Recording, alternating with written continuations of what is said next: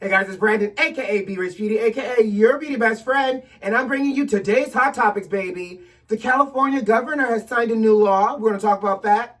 Child Rona has hit the White House. Lord, the town where Beyonce filmed Black is King is being sued. And did y'all see the Rihanna Fenty Savage fashion show? We're going to talk about that and a lot more, guys. You know what to do. Grab your tea and grab that beverage. Let's go.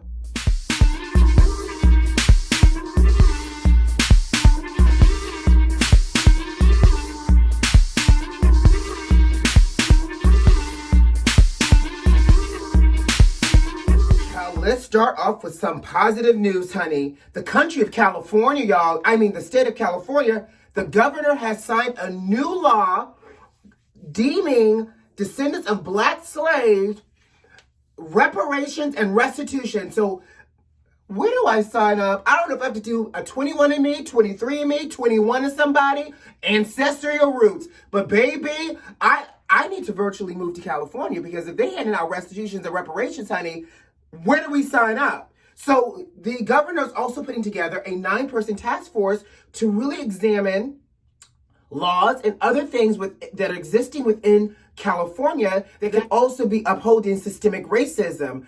I love this. I hope that they're able to execute this with perfection and flawlessness to give the rest of the country a model and a baseline, especially the deep, deep South, honey, because y'all know he's from the South. The stain on this country is despicable, deplorable, and if we can run restitutions, reparations for our Native American people, why can't we do it for our Black people and our Black descendants where this country has been built on our backs?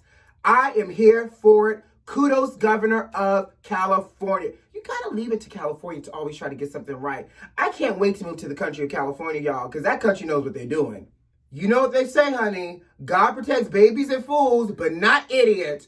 Child, y'all president, honey, has tested positive for the Rona. His top aide, Hope Hicks, tested positive for corona, which, of course, because she spends so much time with the president in close quarters, required the first family to be tested. So 45 and the first lady have tested positive, honey, and they are set to quarantine in the White House. Which, by the way, I was like, he don't even want to be in the White House. I'm surprised he's not quarantining anywhere else. But then I thought about it. Don't be bringing that ish down to Florida. We already got enough chaos and cases here. And I'm sure New York don't want you either. So you know what, sir? Yes, quarantine in the White House. Now, what I'm also assuming is that because of him testing positive, he's going to have to quarantine in the private residence. He and Malia. Now, what I think is funny is, y'all know it looked like they don't like each other, right? In fact, he looked like he liked Hope more than he liked his own wife. Here's the photo to prove it. So I wonder, baby, if I could be a fly on the wall in this private residence where they have to quarantine together for 14 days, which, by the way, people are saying that this might be an October surprise. You know, I didn't know what October surprise, I have to look it up. So basically, October surprise is when you drop news and announcements shortly before there's an election that can distract folks, child. And so people like Kelly Rowland are saying, this sounds like a sham, honey. And people are online already talking about this being an October surprise.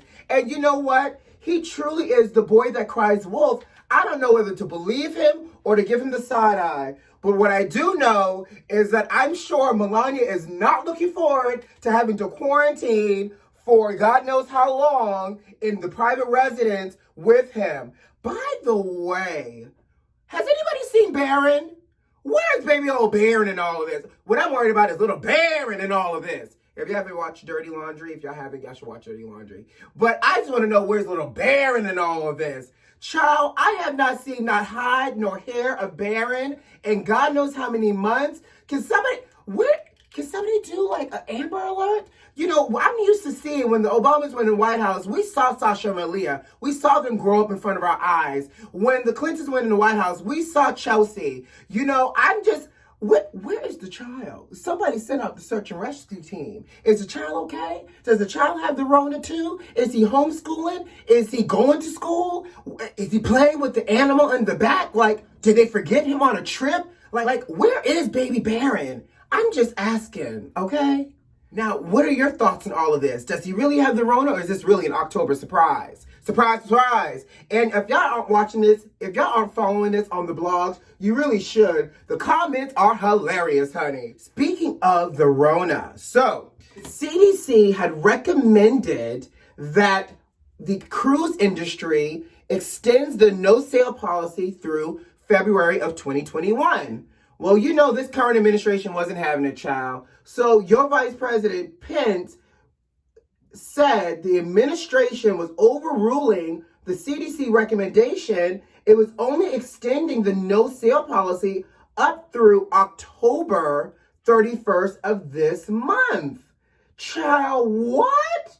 Y'all ain't even got a vaccine yet, and you want to send people aboard Cruise Corona to go God knows where? And by the way, they're also saying that once this ban is lifted on October 31st, it is now the cruise industry's sole responsibility to ensure that they manage the safety precautions and protocol for the cruise ship, and they manage any outbreaks. So it sounds like they're saying we are letting you sail free, but we're not responsible for anything that happens. Child, what? In addition to that, y'all, I don't know if y'all ever been on a cruise, but when you go on a cruise, the point of the cruise is a destination for you to pop off, sightsee, get back on, spend a couple of days there.